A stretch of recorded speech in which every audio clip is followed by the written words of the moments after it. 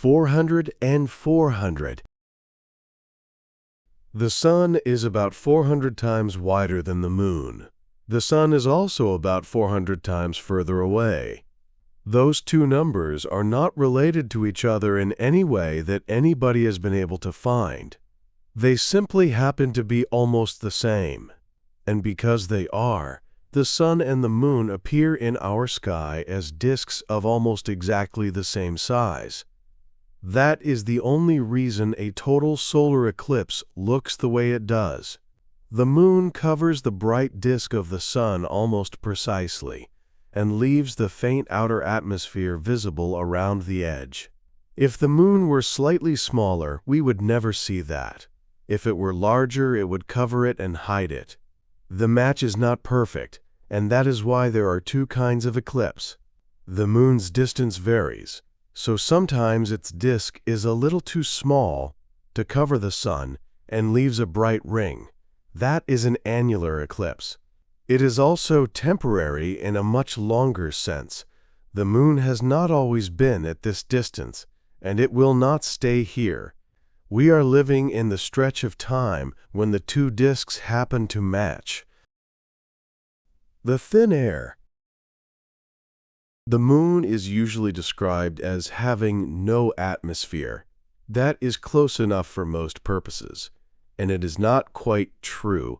It has an exosphere. This is a layer so thin that the atoms in it essentially never meet one another. On Earth, air is a gas because the molecules collide constantly. In a lunar exosphere, an atom leaves the surface, follows a long curved path, and lands again, having touched nothing on the way. The total mass of the whole thing is small. Estimates put it at something like 25 tons for the entire Moon. A calm room of ordinary air on Earth contains more molecules than a cubic meter up there, by a factor of about 100,000 million.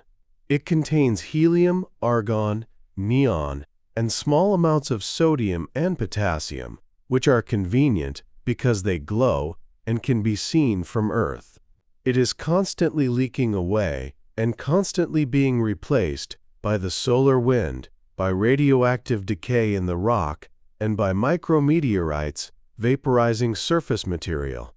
This is worth knowing for a practical reason. Any serious activity on the surface would add more gas than the exosphere currently holds, and would change it. It is a very small thing to break. Where it came from. The leading explanation is that the Moon was made in a collision. In the standard account, a body roughly the size of Mars struck the young Earth a glancing blow, a few tens of millions of years after the solar system formed. The impactor was destroyed. A large amount of material from both objects was thrown into orbit, and out of that ring the Moon assembled itself, quickly. The idea explains several things at once. It explains why the Moon has only a small iron core, if most of the iron from both bodies stayed with the Earth. It explains the Earth's tilt and the angular momentum of the system. It explains why the Moon appears to have been molten to a great depth early on. There is a serious problem with it, and it is worth stating plainly.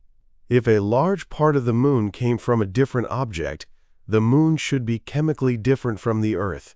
It is not. In the isotopes that have been measured carefully, lunar rock and Earth rock are almost indistinguishable. Several fixes have been proposed. A much more violent impact that mixed everything thoroughly. An impactor that happened to have formed from the same material. A different kind of collision entirely. The collision is widely accepted. The details are not settled.